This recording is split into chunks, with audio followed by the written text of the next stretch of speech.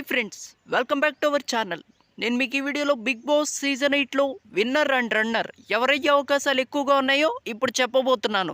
So ఆలస్యం లేకుండా let's get into the video. Bigg Boss season 8లో winner అయ్యే అవకాశాలు ఎక్కువగా గౌతమ్ కృష్ణకు ఉన్నట్లయితే తెలుస్తుంది. ఎందుకంటే గౌతమ్ కృష్ణ చాలా మంచి కంటెస్టెంట్, చాలా మంచి బిహేవియర్ ఉంటుంది అండ్ అంతేకాకుండా చాలా మంచిగా టాస్కులు కూడా ఆడగలడు. అన్ని గౌతమ్ కృష్ణకి చాలా మంచి ఓటింగ్ అయితే పడుతుందనే చెప్పాలి. సో అందుకే గౌతమ్ కృష్ణ విన్నర్ అయ్యే అవకాశాలు ఉన్నాయి.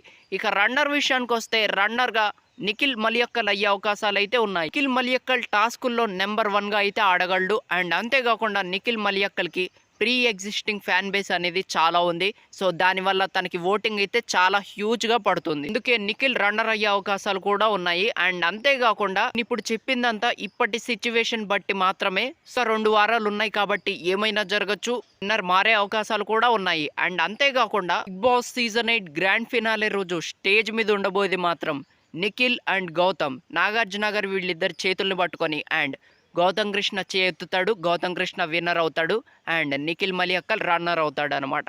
సో మరి మొత్తానికి మ్యాటర్ అయితే ఇది. వీడియో మీకు నచ్చితే లైక్ చేయండి అండ్ మీ ప్రకారంగా విన్నర్ ఎవరో కామెంట్ చేయండి అండ్ అలాగే మన ఛానల్ని సబ్స్క్రైబ్ చేసుకోవటం మర్చిపోకండి. Thank you so much for watching this video.